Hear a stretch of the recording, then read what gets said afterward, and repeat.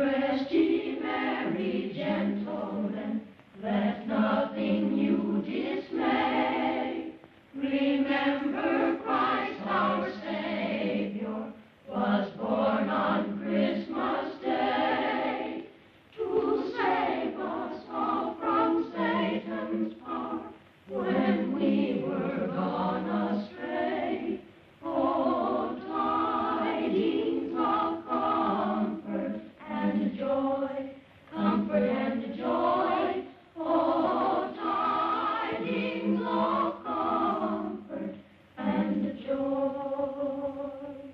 From God our Heavenly Father, a blessed angel came, and unto certain shepherds brought tidings of the same, that in Bethlehem was born the Son of God by name.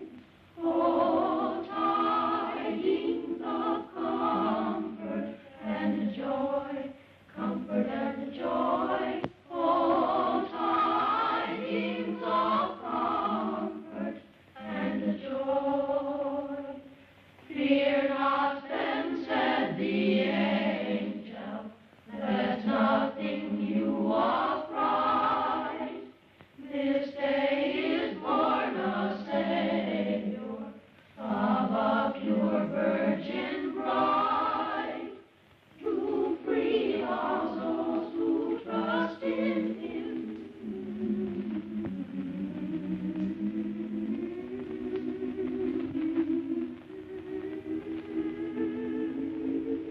Gilbert K. Chesterton once said, "In everybody there is a thing that loves children, fears death, and likes sunlight. And this thing enjoys Charles Dickens." Before I tell you about the Christmas Carol, let me read to you what Charles Dickens himself wrote about this story. I have endeavored in this ghostly little story to raise the ghost of an idea which shall not put my readers out of humor with themselves, with each other, with the season, or with me. May it haunt their houses pleasantly. Charles Dickens. To begin with, Jacob Marley was dead. Did Scrooge know that he was dead? Of course he did. Ebenezer Scrooge and he had been partners for I don't know how many years. Scrooge never painted out Marley's name, and so there it stood 7 years afterwards, above the warehouse door. Ebenezer Scrooge. Oh, but he was a tight-fisted old sinner, hard and sharp as flint. The cold within him froze his features because he always carried his own low temperature with him. And he didn't thaw 1 degree, not even at Christmas.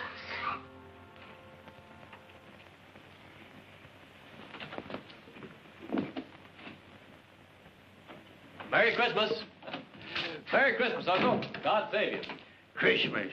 Humbug. Christmas? A humbug? Uncle, you don't mean that, I'm sure. What reason have you to be merry? You're poor enough. What right have you to be dismal? You're rich enough. Humbug. What's Christmas to you but a time for finding yourself a year older but not an hour richer? Every idiot that goes about with Merry Christmas on his lips should be boiled in his own pudding. Now, Uncle, I know you... Now, you keep Christmas in your own way, Fred, and I keep it in mine. Be off now. This is a place of business. Don't be angry. Come dine with us tomorrow. No. Caroline will be happy to see you. Why did you ever get married? Because I fell in love. Love? That's the only thing in the world more ridiculous than a Merry Christmas. Good afternoon, nephew. Uncle, I'm sorry with all my heart to find you like this. Merry Christmas, Bob. Merry Christmas, sir.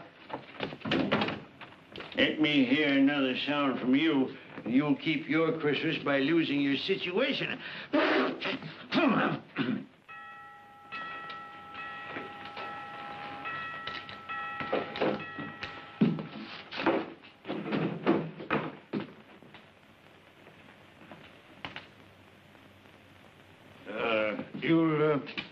You'll want all day tomorrow, I suppose, Crescent.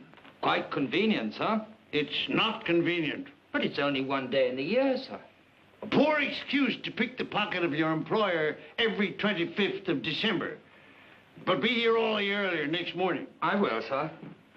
And a Merry Christmas to you, Mr. Scrooge. Ah.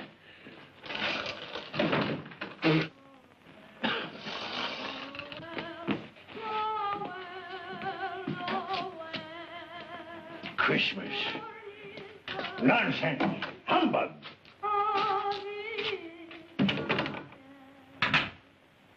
And while most of London was jovial and full of glee in honor of this Christmas Eve, Scrooge had taken his melancholy dinner at his usual melancholy tavern. And having read all the newspapers, he went home to bed. Scrooge lived in the chambers which had once belonged to Marley, his ex-partner. And as I have remarked before, Marley is dead these last 7 years. Dead as a doornail.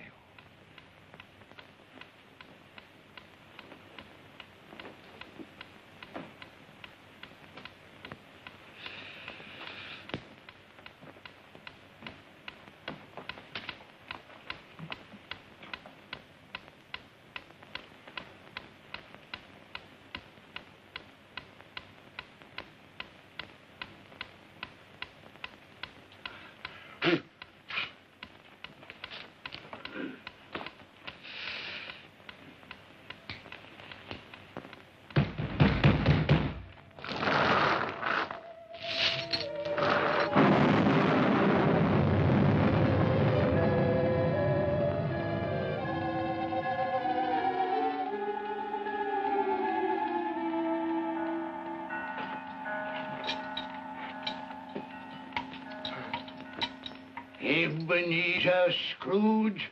How now? What do you want of me? Much. Who are you? In life I was your partner, Jacob Marley. You don't believe in me? I don't. What evidence would you have of my reality beyond that of your own senses? I don't know. Then why doubt your senses? Because a slight disorder in my stomach could make my senses cheat me.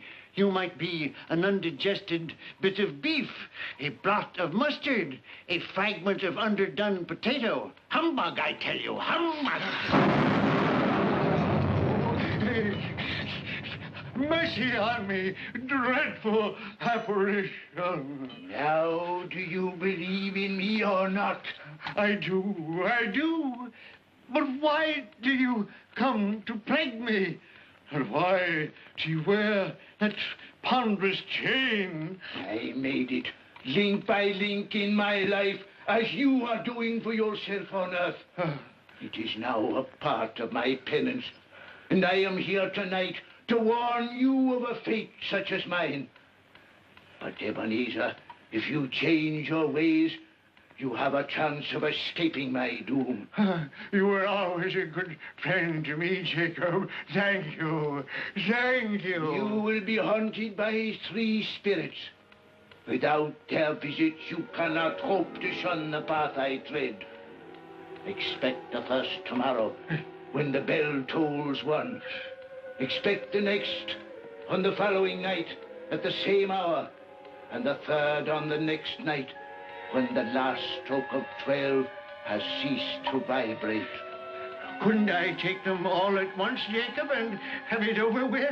Look to see me no more, and look that for your own sake you remember what has passed between us.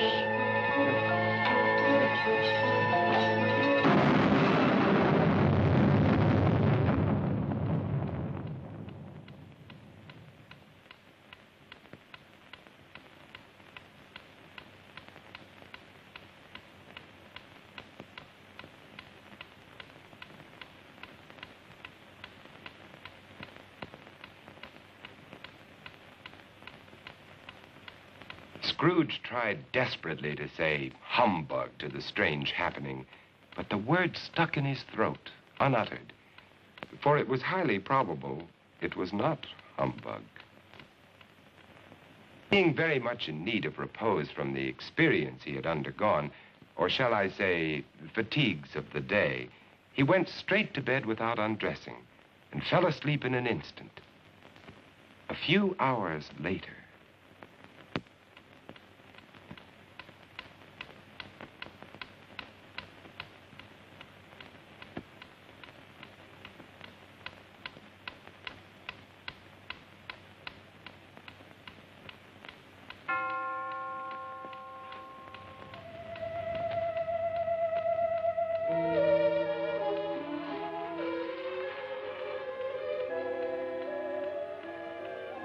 Are you the spirit whose coming was foretold to me?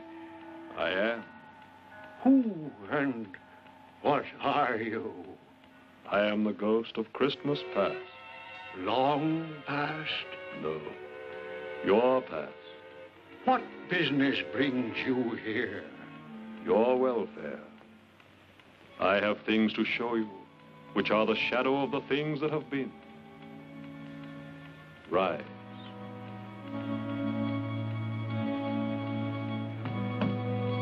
And walk with me.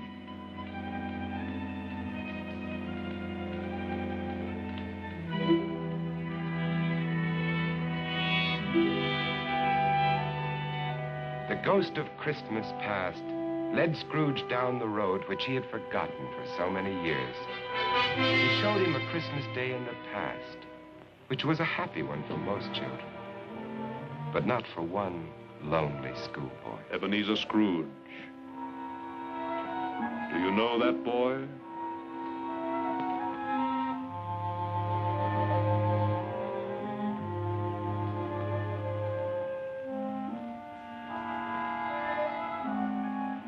Yes, yes, I do. It is I, as a boy. Oh, I remember that Christmas well. I felt so lonely. My playmates, they didn't like me. It was because you had shunned them.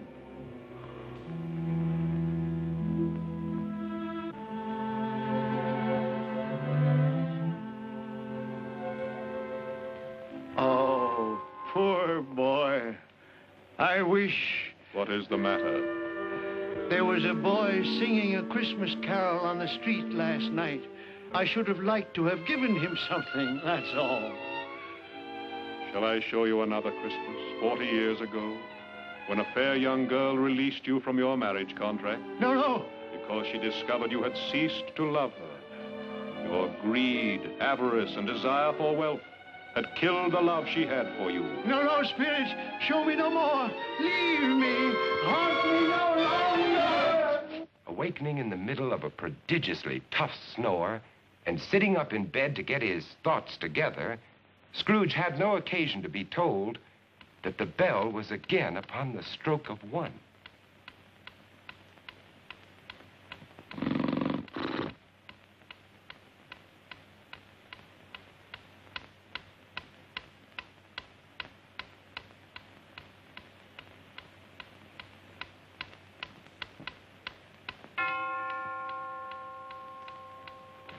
Scrooge!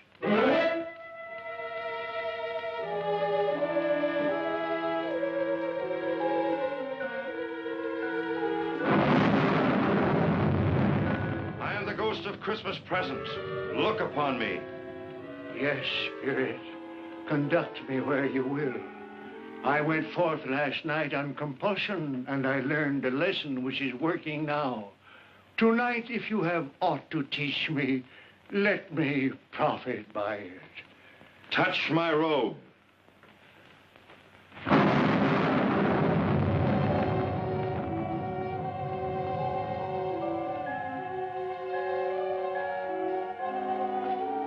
Look.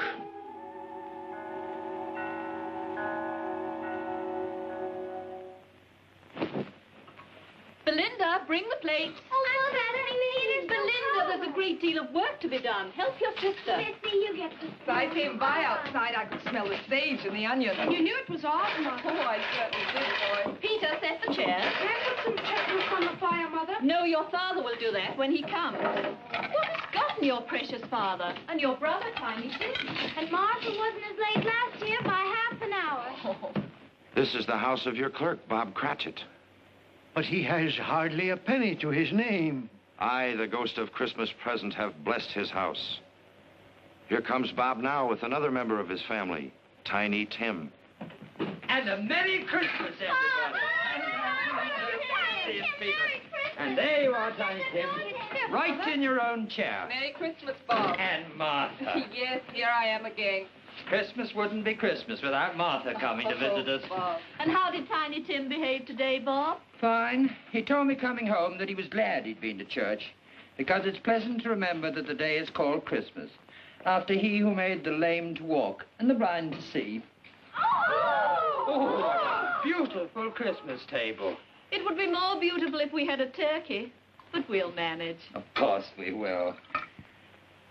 See what a happy family your clerk has on only 15 shillings a week? Tiny Tim. I didn't know he was sick and a cripple. Mr. Scrooge. I give you Mr. Scrooge, the founder of the feast. The founder of the feast, indeed. I wish I had him here. I'd give him a piece of my mind to feast upon. Dear, it's Christmas Day. It should be Christmas Day, I'm sure, when one drinks the health of such an odious, stingy, hard, unfeeling man as Mr. Scrooge. My dear, it's Christmas. Very well. I'll drink his health for your sake, and because it's Christmas. Long life to him.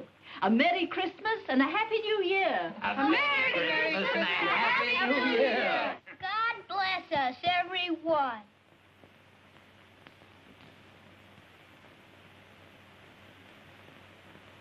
Tell me, Tiny Tim, will he live? I see a vacant seat and a little crutch without an owner. No. Say he will be spared. My life on the globe is very brief. It ends tonight. Tonight? The time is drawing near for me to go and for your third visitor to appear.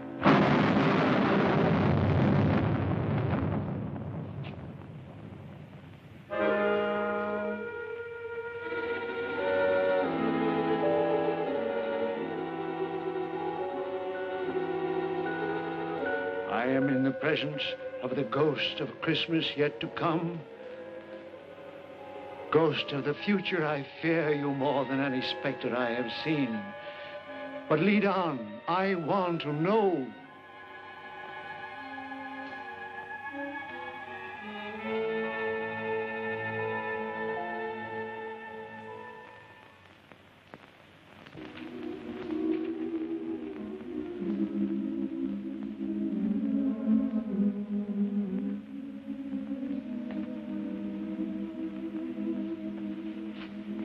I met a very kind young man today who asked after you. Mr. Scrooge's nephew, whom I scarcely know.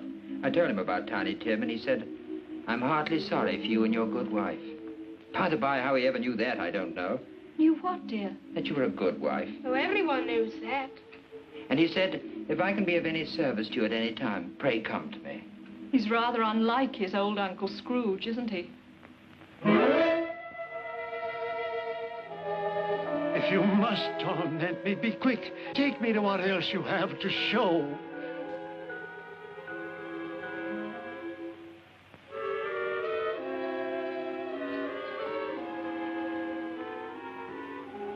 I don't know much about it either. I only know he's dead. When did he die? Last night, I believe. What had he done with his money? I haven't heard. But he'll have no use for it where he's going. It's likely to be a cheap funeral, for upon my life I don't know anyone to go to it.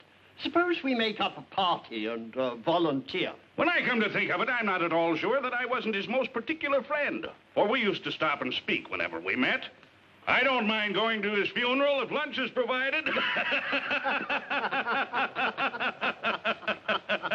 Tell me what man they are speaking of. Who is it that lies dead?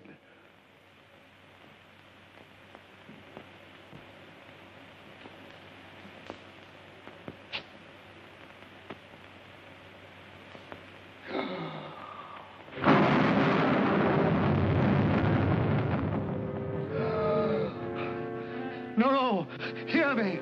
I am not the man I was. Assure me I yet may change the shadows you have shown me. I will honor Christmas in my heart and try to keep it all the year. Tell me I may sponge away the writing on this stone.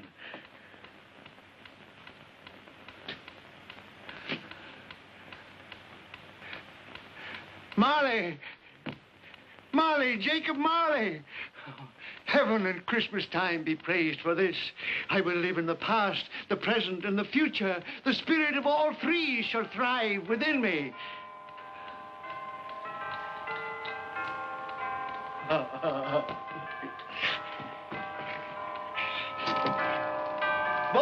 oh boy! Yes, sir? What's today?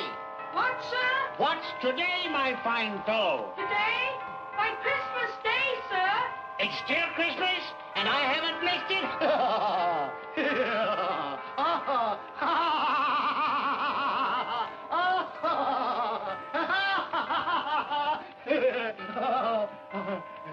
For a man who had been out of practice for years, Scrooge gave a most illustrious laugh, the father of a long line of brilliant laughs.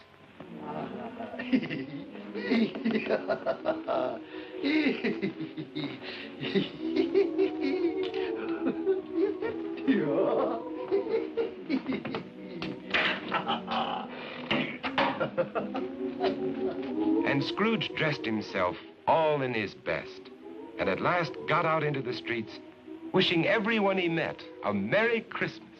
Mr. Fred, come Fred, have you room at your table for some friends? Oh, you're very welcome, Mr. Fred, sir. And you too, ma'am. I only hope that our lowly feast is to your liking. Now, don't fret about provisions. We brought plenty for all. Merry Christmas, Bob! Mr. Scrooge! And Mrs. Cratchit, for you. Mr. Scrooge. My dear, that's for you. Darling, for you. For me? And you, sir. Oh, Mr. Scrooge, I don't know how we can ever thank you. Don't. And I'm going to raise your salary and help your large family in every way possible. And Tiny Tim. I saw a friend of mine at church just a little while ago. A famous surgeon.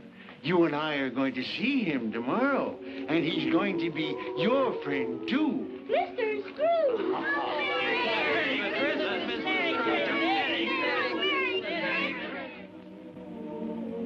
Scrooge went his word. He did it all and infinitely more. And to Tiny Tim, who did not die, he was a second father. Scrooge had no further dealings with ghosts, but it was always said that he knew how to keep Christmas well, if any man alive possessed the knowledge. May it truly be said of us, and all of us. And so, as Tiny Tim observed, God bless us, everyone.